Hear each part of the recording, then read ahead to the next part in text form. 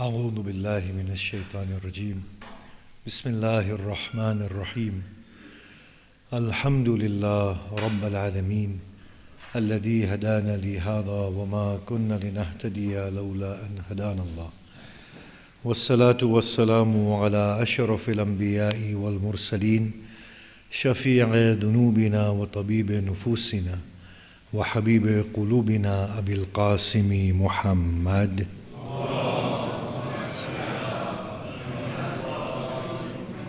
وآله الطيبين الطاهرين المعصومين المظلومين وأصحابه المنتجبين ومن تبعهم بإحسان إلى قيام يوم الدين بسم الله الرحمن الرحيم رب اشرح لي صدري ويسر لي أمري واحلل عقدة من لساني يفقه قولي أما بعد السلام عليكم جميعا ورحمة الله وبركاته. If the sisters do not feel shy, maybe you can come and occupy these seats here, if just in case afterwards some others come. If you do feel shy, then maybe some of the men can come there, I don't know. Sallu ala Nabi.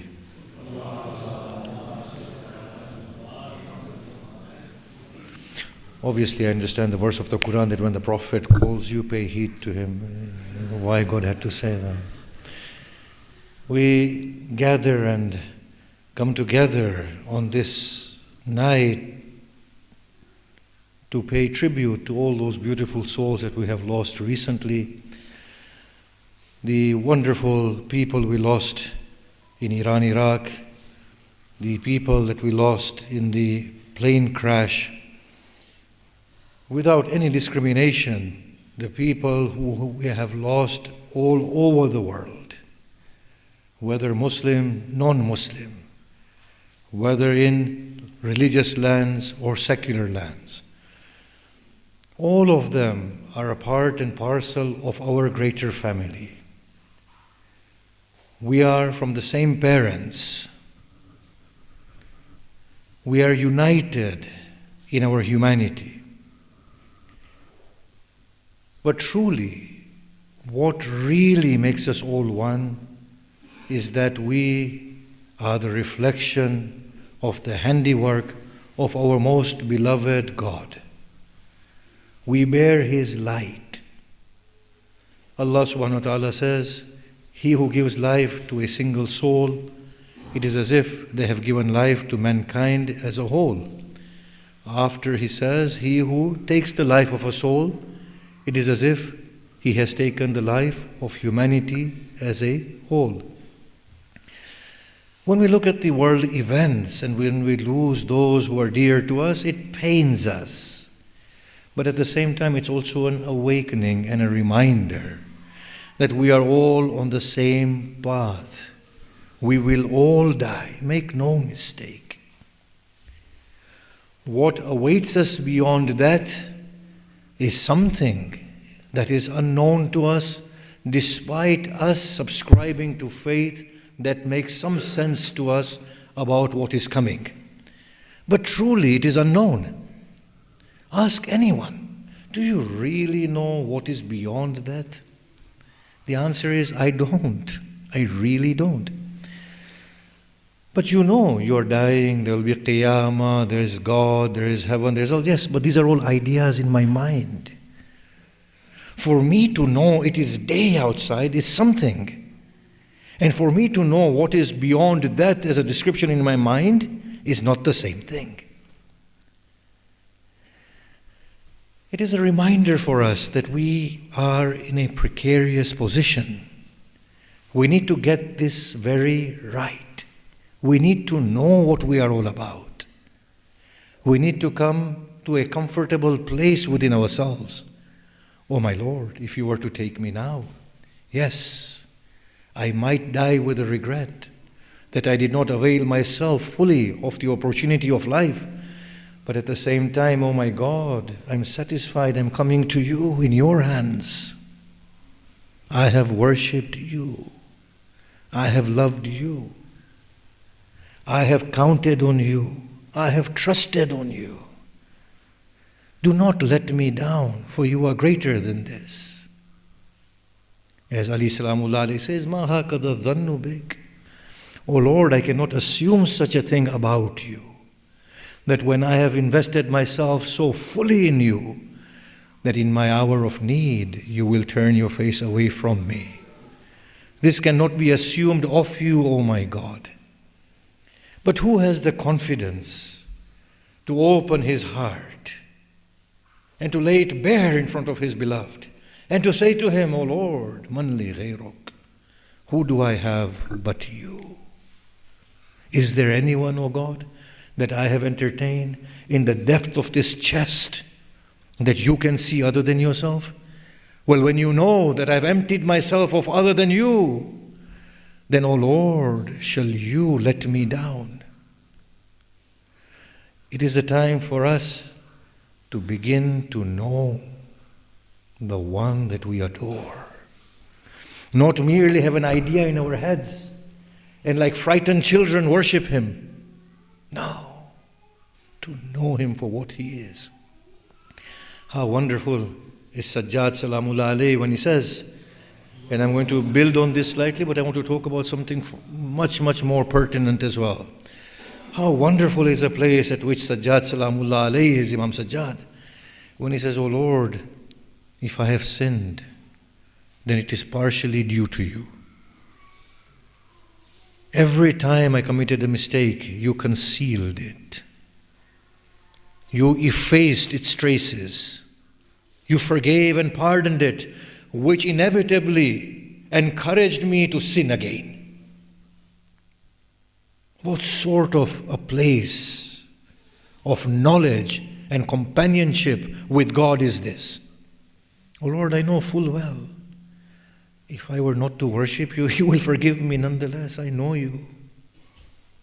I worship you because that is a moment that I have with you. I look forward to those moments. That is sajjad. It's like going to a very loving parent and saying to the parent, but I know that even if I did not pay heed to your threats, you are incapable of punishing me. You just do not have the ability to punish me. Helplessly in my love, you will forgive me. Not only that, as my daughters know very well, because I just looked at them when I was saying that. Not only that, but if I were to ask you for anything and everything, you will not look at my worth. You will give it because of your love for me. This is the place at which this beloved Imam was. This is the place where we need to be at. We need to understand Allah, not understand from the mind, but from here. Look at how old we have become. Most of those who are my age and the very few who might be above my age. Until now, what of this world has accompanied us? What?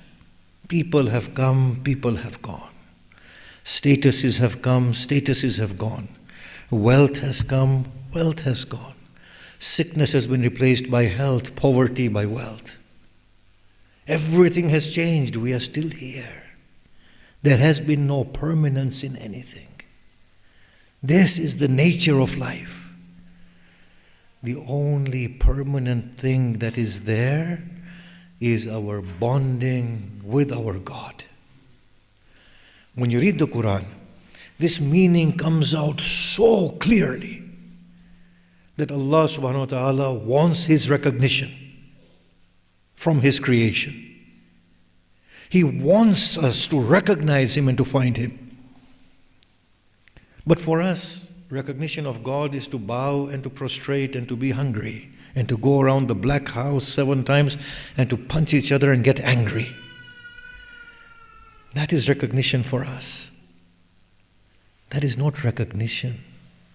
Recognition means intimate bonding with the one that we recognize as the love of our souls, and helplessly we give ourselves away to Him. That is recognition.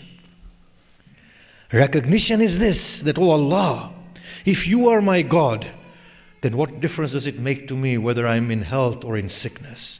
For you are governing it for me. I've already said that you know better what is for me than I know what is better for myself. Once I've acknowledged that, you keep me in sickness, and that is better for me than health. If you reduce me to poverty, then, oh my Lord, if it's from you, it is a gift from paradise.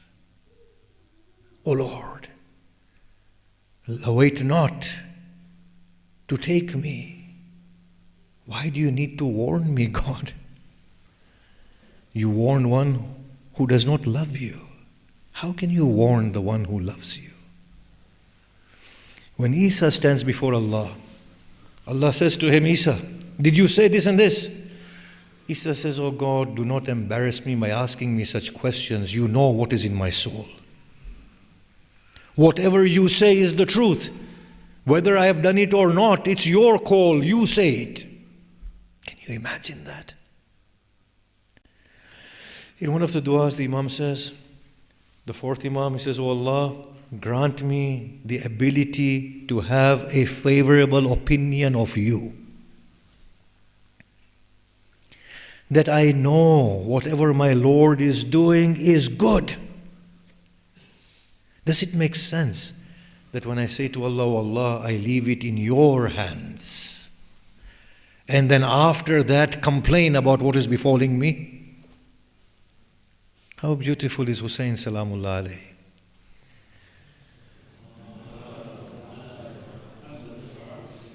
The way in which he thanks Allah subhanahu wa ta'ala. For what? For the tribulations that befall him. What is he thanking Allah for? His children are being taken away. Nothing remains of him. He thanks Allah for that deep recognition that prevails upon his soul amidst the tribulation. When he finds out that truly it is only Allah who matters, and he feels it. Every moment of this life is very, very precious. It cannot be wasted. I say this to remind my own self, not as somebody who admonishes his brothers and sisters, for I have become mindless myself.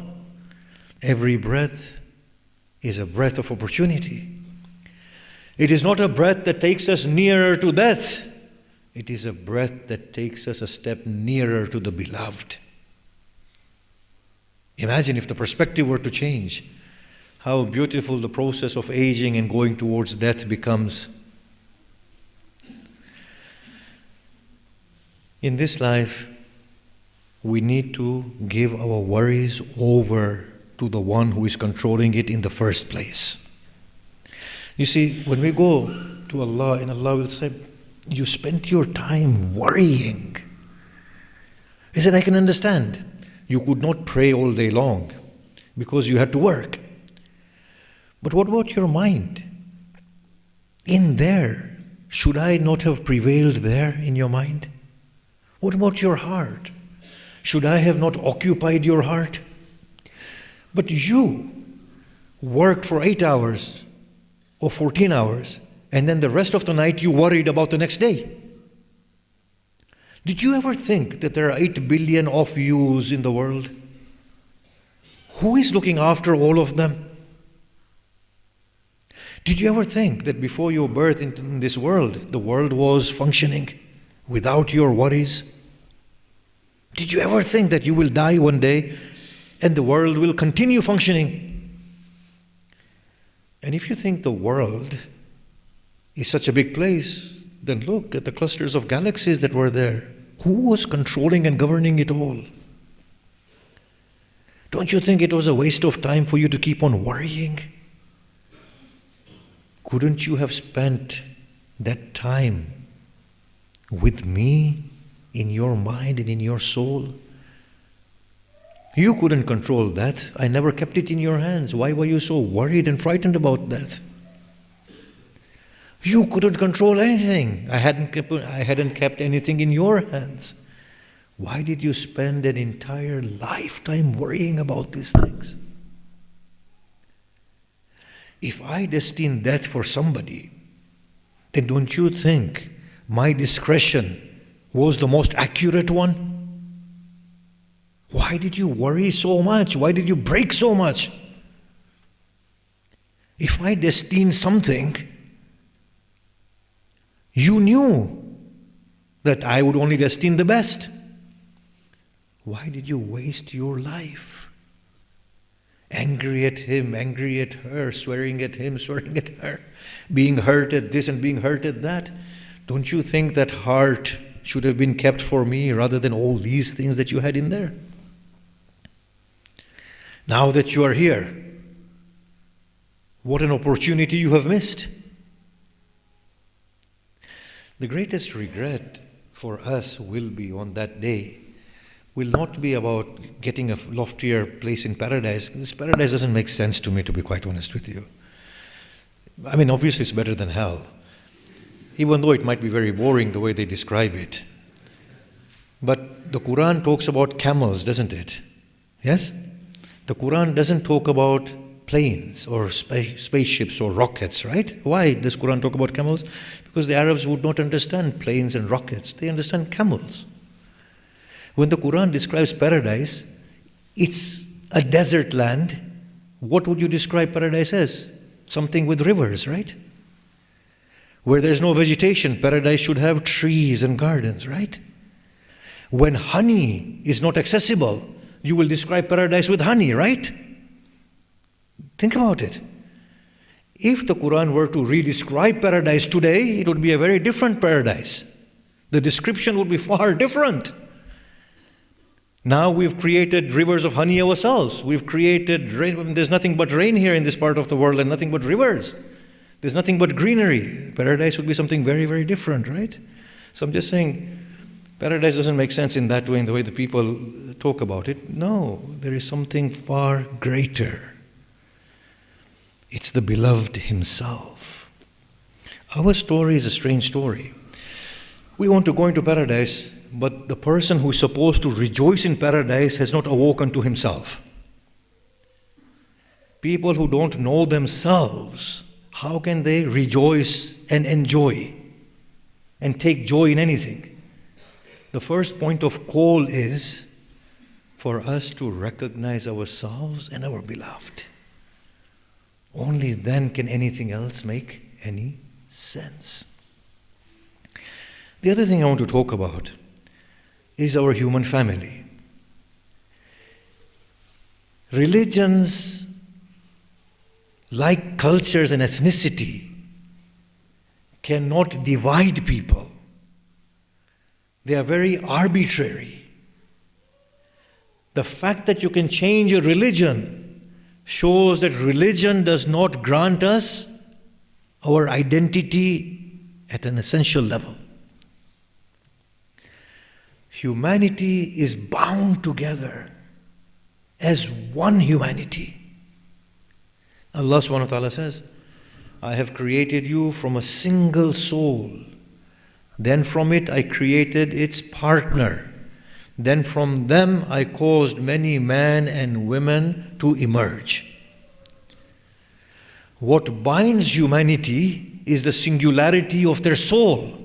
It's one soul in everybody, and it's the same soul. And that is why the Imam said, if you knew how you were created, you would not hate anybody.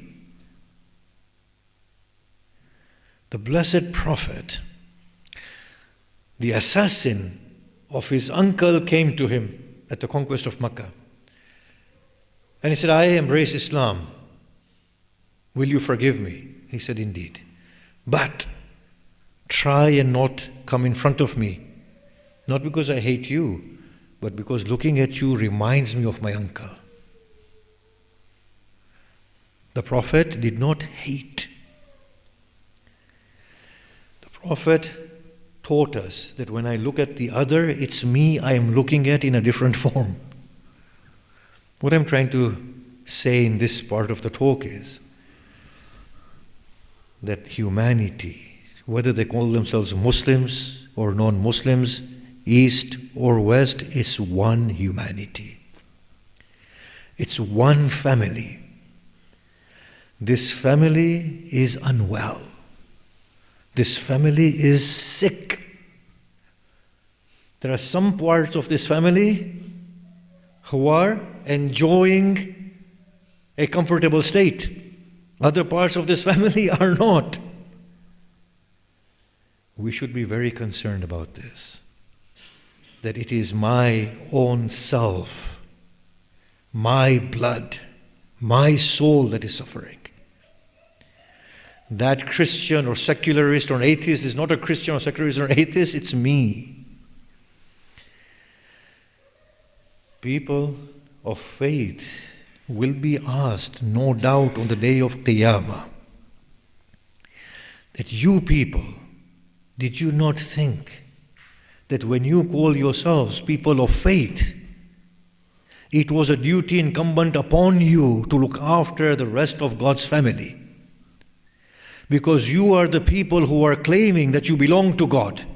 The others did not claim that. You, the Christians and the Jews and the Muslims, you claim that you are the people of God.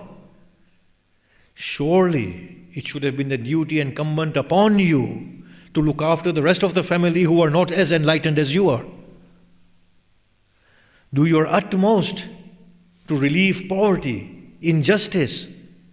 Get the family to cooperate, to harmoniously coexist. In the last 40, 50 years that we've been in this country, after the 80s, what have we seen? We have seen nothing but wars. And we have seen nothing but us saying to ourselves, we are these and we are the oppressed ones. But when a father sees an unruly child, the father will say that that unruly child is the oppressed one. I feel more sorry for that unruly one. I'm asking the parents here, when the children are out of control, don't you feel sorry for that child who is out of control? And don't you feel sorry for them that they are losing out on life? Do you remember that particular story where an idol worshipper came to the Prophet and he said, Ya Rasulullah, something happened to me last night. He said, what? He said, I was chanting the name of my idol, Ya Sanam, Ya Sanam, Ya Sanam. And I was falling asleep. And with a slip of tongue, I said, Ya Samad, which is the name of Allah. And there was a response from all around me, and God said, yes.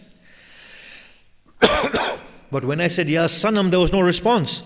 When I mistakenly said, Ya Samad, the name of Allah, your God responded, and I want to embrace Islam. The Sahabi were baffled. They said, Ya Rasulullah, we worship Allah day and night. There is no response from Him. The Prophet said that the joy God feels at the one who is away from Him coming back to Him is far greater than any other joy he feels. Isn't the same thing within the heart of a parent? That when a child that is wayward comes back, there is greater joy than looking at the children who are on the straight and the narrow. This life is for us to recognize that there is no Islam, Christianity, Judaism, secularism, theism. There's nothing like that. It is beautiful humanity. That beautiful humanity has to come to a pedestal of realizing its own self and its own identity, of being one people, one nation, and being directed inwardly to that loftier purpose known as their God. So when we curse and we swear at each other at moments like these, maybe we should pause, step back, and say that this is not the solution. This is not where the solution is. When we have our interfaith meetings, Sunnis and Shias, what happens is that we attentively listen to the other. And we say, actually, yes. If I had understood the things the way you have understood them, I too would be of the opinion that you are. And they say that if we were to have understood things the way you have understood it, we too would say the same things that you are saying.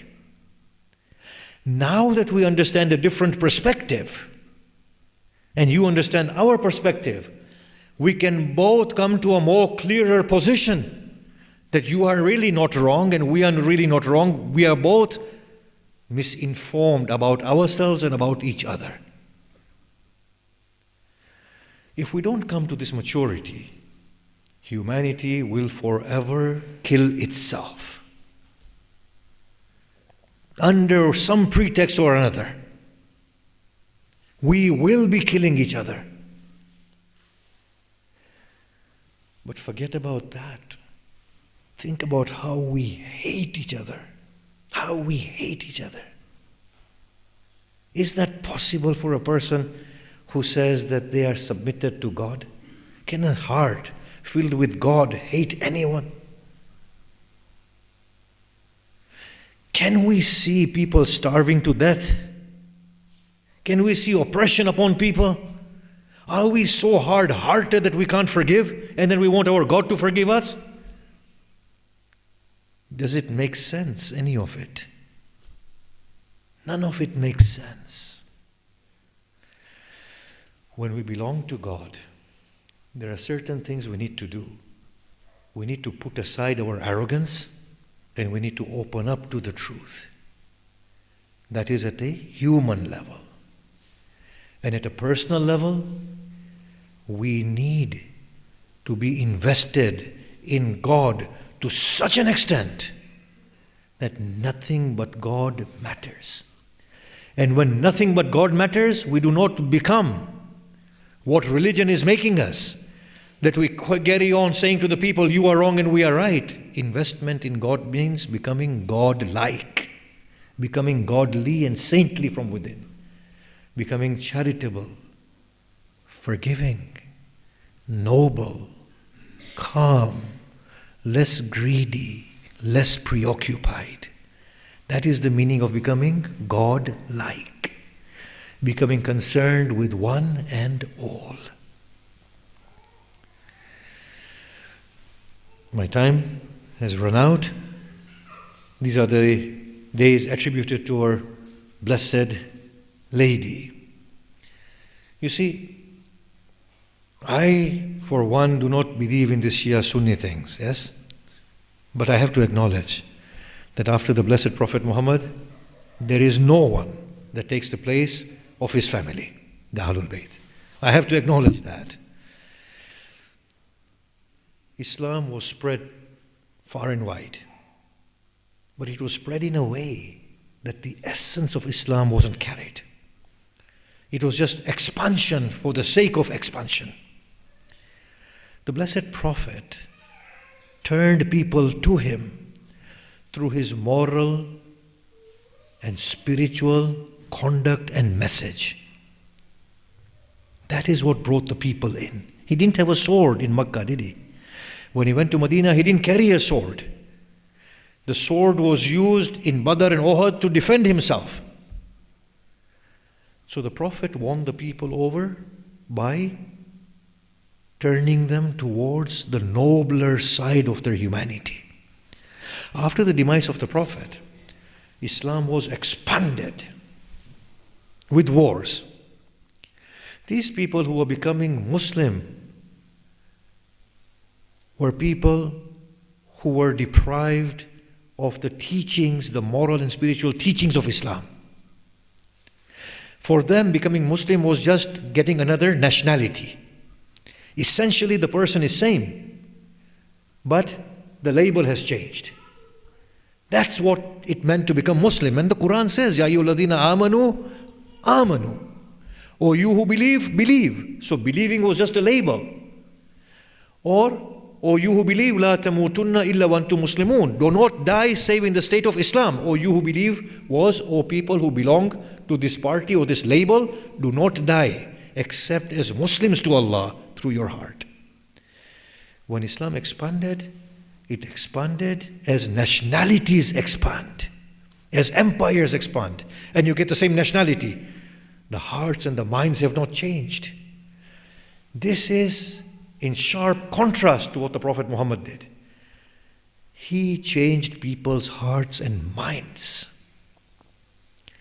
Subsequent to the Prophet, the people were brought into Islam on the basis of belonging to a religion, not surrendering to a higher order through the heart and mind. Lady Fatima was crying at the grave of Hamza salamullah alayhi. They said, Fatima, you cry so bitterly for your fadak. She said, no, these tears are not for fadak. So they said, then what? She said, it is for Islam and the Muslims. They said, how? She said, if the right of my husband were to have been given to him, no two Muslims would have been indifferent till the day of Qiyamah. Because he would have brought about propagation of Islam in a very spiritual and a moral fashion. Islam does not pride itself over the huge numbers of the adherents that come towards the Prophet. Islam takes pride in the refined minds and the purified hearts that turn to Allah subhanahu wa ta'ala. That is what Islam is all about. People who are connected to God. The minds who are free to inquire and to flow towards God. That is what Islam is all about. And she was right. She was right. Look at the amount of distinctions we found inside Islam after the demise of the Prophet. Superiority of Ansar, of the Muhajirin over Ansar, of Arab over the Ajam, so on and so forth. Look at all the distinctions that they brought in. And we are still plagued with the same thing today. So her concern was about that true Islam. And that is what has gone amiss. I hear this from the Dhakirin, and I'll end with this, in which she stood with her father, and he spoke and he said, Hussein will be killed by a people who will read my kalima, and they will kill him unjustly and brutally. Fatima turned to him and she said, "Oh grandfather, who will be there?" He said, "It will be after I have gone." "But who will be there? Will Ali be there?" "No." "Al-Hassan?" "No."